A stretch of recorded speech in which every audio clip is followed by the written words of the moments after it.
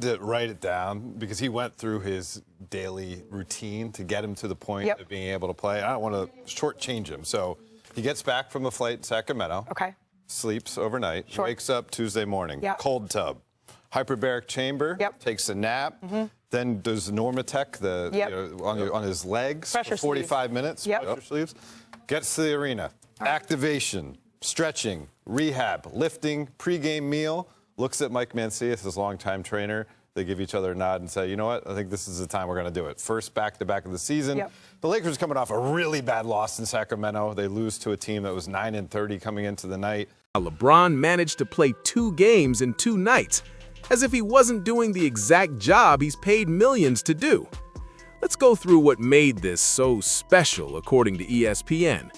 He got off a flight, he slept, he woke up, he used a cold tub, he went into a hyperbaric chamber, he took a nap. Congratulations! That is literally standard recovery for every NBA player. Cold tubs? Normal. Hyperbaric chambers? Common. Stretching, activation, rehab, and lifting? Mandatory. But because it's LeBron James, it turns into a documentary. Then comes the dramatic moment, him and his trainer locking eyes, nodding at each other like they're launching a space mission. Yeah, I think tonight's the night. All this to play a basketball game. And then LeBron himself confirms the entire story, almost proudly, listing every detail. Cold tub, hyperbaric chamber, nap, video games, leg sleeves, shower, stretching, watching TV. At this point, I'm surprised ESPN didn't zoom in on the towel. This is what we're celebrating now? A man making $52 million a year being praised for showing up to work. And let's be clear, the Lakers still lost badly. They lost to weak teams. They lost games that weren't even back-to-backs. But none of that gets discussed. No breakdown of leadership, no criticism of effort, no questions about impact. Just praise. Constant praise. This has become a mockery. Imagine Kobe Bryant giving a breakdown like this. Kobe would have said one sentence, "I did what I had to do. My team needed me." That's it. No cameras, no recovery tour, no praise parade. Today, we're glorifying preparation instead of performance, image instead of results, narratives instead of reality. LeBron isn't even an automatic all-star anymore, and instead of letting performance decide, we get social media. You want to know exactly what I did today? I would love to know. I woke up, got in the cold tub. I got in the cold tub, I got in the hyperbaric chamber. After the hyperbaric chamber, I took a nap. Then I played PGA EA golf for a little bit, as I normally take my legs for 45 minutes. Then I took a shower, got dressed, and headed here. And once I got here, I did my normal game day routine: activation, treatment, rehabbing, stretching, lifting, mentally doing everything while I watched, TPG on the TV. And then me and Mike looked at each other, and he looked at me, asked me, "What you thinking?" And I said, "I think I feel pretty good." So, and there was a pregame meal in between there. So I figured you probably had. Yeah, I ate a little bit. 41 years old. Great survival. Back in the day, playing a back-to-back wasn't a headline, it was the expectation. Nobody wrote essays about how Jordan iced his knees. Nobody filmed Kobe waking up, stretching, and eating a pregame meal. Nobody needed a recovery narrative to justify their presence on the court. You played because that was the job. You played because your teammates depended on you. You played because fans paid their hard-earned money to watch you. Now, we get press releases. And the worst part is how normalized this has become. Fans are conditioned to clap for effort instead of results, to celebrate availability instead of dominance. We're supposed to be impressed that a 40-year-old superstar needs every modern medical advantage known to man just to make it through a regular season back-to-back. That's not inspirational, that's reality being sugar-coated. Yes, LeBron is older. Yes, mileage matters. Yes, recovery science has evolved. But none of that explains why the standards have completely disappeared.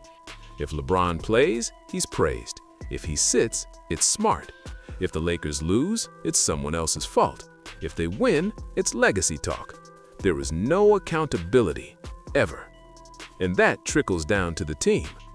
This Lakers roster doesn't play with urgency because the culture doesn't demand it. They don't play with desperation because the messaging is always about tomorrow, always about rest, always about preservation. Preservation of what, exactly? This team isn't contending, they aren't feared, they aren't disciplined, yet we're constantly told to zoom out, to appreciate the process, to admire the preparation. Preparation without results is meaningless. Let's talk about those losses for a second, the ones ESPN didn't break down. Losses to teams with single-digit wins. Losses where effort was optional. Losses where the Lakers looked disinterested, unfocused, and flat. No segments on leadership, no deep dives into defensive breakdowns, no questions about why a team led by one of the so-called greatest minds in basketball looks confused night after night. But let LeBron play 2 games in 2 nights? Stop the presses. That imbalance is why fans are frustrated, not because LeBron exists, but because he's insulated from reality. And when fans push back, they're labeled haters. You can't criticize, you can't question, you can't demand more, because the moment you do, you're told to respect greatness. But respect doesn't mean silence. Greatness used to invite scrutiny. Now it hides behind narratives. And speaking of narratives, let's address the All-Star situation. There was a time when All-Star selections were automatic because performance demanded it. If you were one of the best players in the league, nobody needed reminders, nobody needed campaigns, nobody needed hashtags. Your game spoke for itself. Now we have coordinated social media pushes. We have fan bases mobilized to vote not based on impact, but on nostalgia. We have legacy spots being handed out because it feels right. That's not competition, that's charity. And again, this isn't about disrespecting LeBron's past. His resume is untouchable. But the league pretending his present is still elite without question is dishonest. Fans see it, players see it, coaches see it. The only ones pretending otherwise are the people paid to protect the image. That's why moments like this ESPN segment matter, because they reveal how far the coverage has drifted from basketball into theater. We're no longer analyzing games, we're documenting routines, we're narrating naps. And that's dangerous for the sport. Because when media stops challenging stars, the league stops evolving. When criticism disappears, complacency thrives. And when complacency thrives, the product suffers. Ratings reflected, fan engagement reflected, arena energy reflected. People aren't tuning out because stars are aging, they're tuning out because authenticity is gone. Everything feels managed, everything feels scripted, everything feels safe. And basketball was never supposed to be safe. It was supposed to be raw, it was supposed to be demanding, it was supposed to be uncomfortable. That's what made legends. Michael Jordan didn't need protection, Kobe Bryant didn't need explanation, Tim Duncan didn't need praise tours. They let the game speak. Today, the game whispers while the marketing screams. And until the league decides to stop infantilizing its biggest stars and start holding them to the same competitive standards that built this sport, moments like this will keep happening.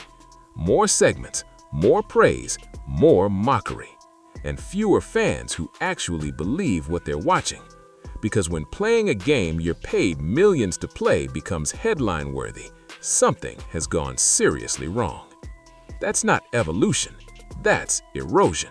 And if the NBA doesn't recognize that soon, no amount of cold tubs, hyperbaric chambers, or perfectly crafted narratives will save it.